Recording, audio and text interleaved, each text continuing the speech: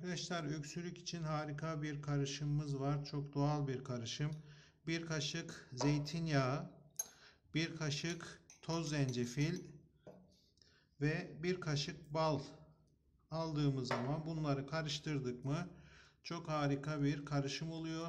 Ve öksürüğümüzü 1-2 gün içinde kesecek arkadaşlar. Sabah ve akşam aç karnına bunu yememizi tavsiye ediyorum. Çok doğal bir karışım.